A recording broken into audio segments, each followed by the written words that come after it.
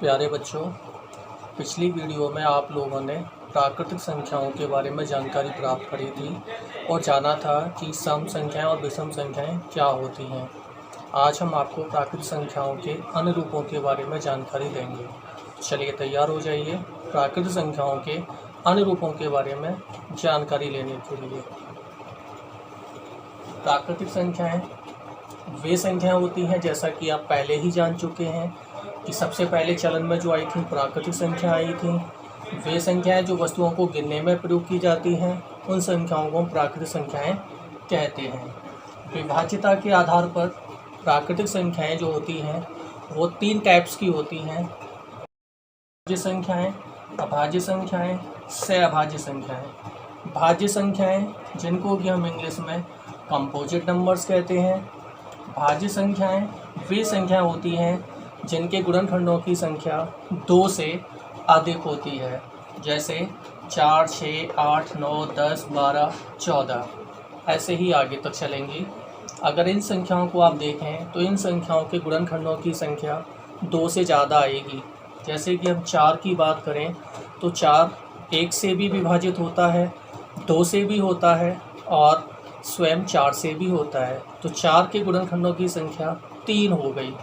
1, 2 और 4 3 संख्याओं से विभाजित हुआ।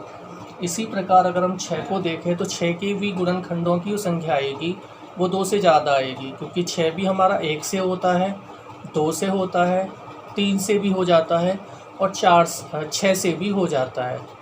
तो कुल मिलाकर के 6 के गुणनखंडों की संख्या 4 हो गई। तो ऐसी संख्याएं जिनके गुणनखंडों की संख्या 2 से अधिक होती है उन्हें ही हम भाज्य संख्याएं कहते हैं।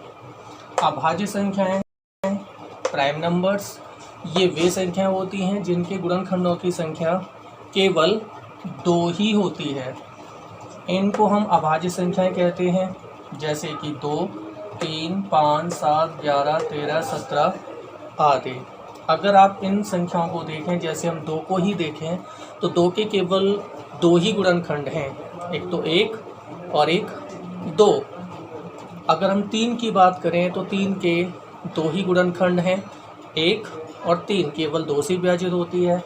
तो ये संख्याएं जितनी भी हैं सभी के अगर आप गुणनखंड देखेंगे तो 2 ही आएंगे। एक तो ये संख्याएं 1 से विभाजित होंगी और एक स्वयं से होंगी, इसीलिए इनको कहा जाता है अभाज्य संख्याएं।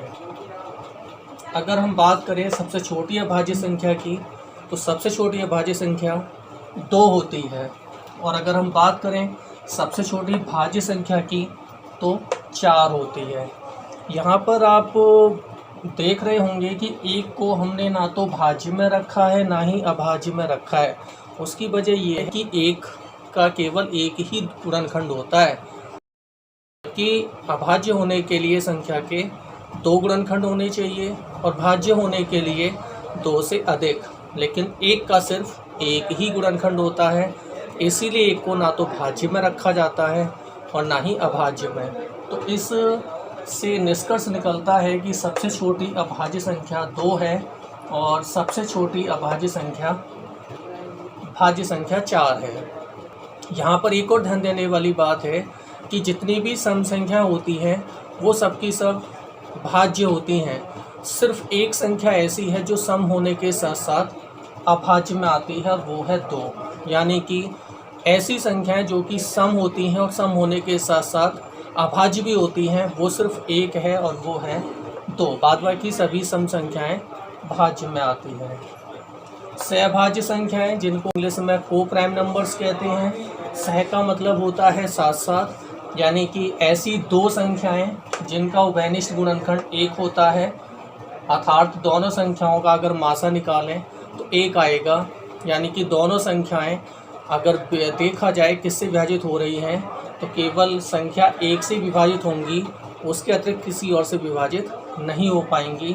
जैसे कि हम इन संख्याओं को देखें 2 तथा 3, तो इन दोनों का अगर मासा निकालें यानी कि HCF तो 1 आएगा। केवल 1 ही ऐसा है जो इन दोनों को विभाजित कर पाएगा। 4 और 9 को देखें तो इसमें भी ओनली 1 एक ऐसी संख्या है जो इन दोनों को विभाजित कर पाएगी। बाद बाकी और कोई ऐसी संख्या नहीं है जो दोनों को विभाजित कर पाए। 9 और 25 को देखें तो इसमें भी हम देखेंगे कि इनका भी HCF जो आएगा वो 1 आएगा।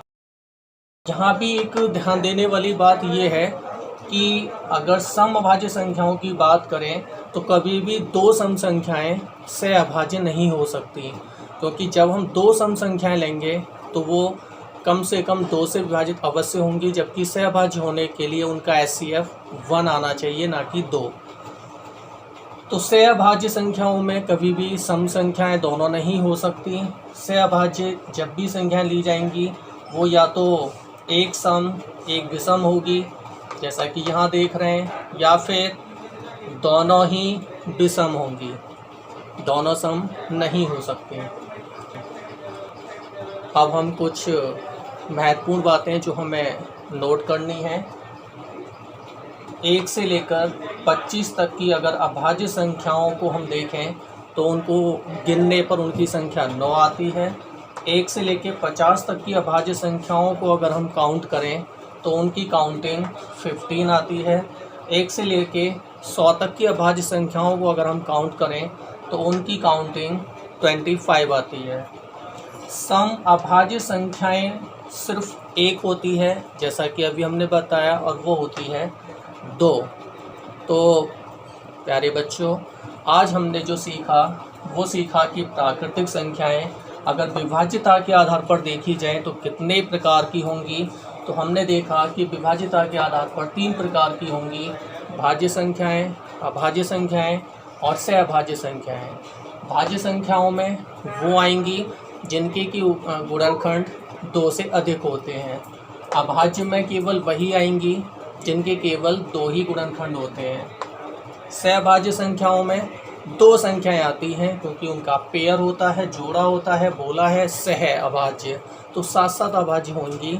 तो पेयर होगा तो ऐसी 2 संख्याएं जिनका उभयनिष्ठ गुणनखंड केवल 1 होगा, HCF निकालने पर 1 आएगा, उन्हें हम सहअभाज्य कहेंगे। करते हैं कि आज की जानकारी आपको अच्छी लगी होगी। आगे वाले वीडियो में हम आपको और भी जानकारी देंगे। तब तक के लिए गुड बाय।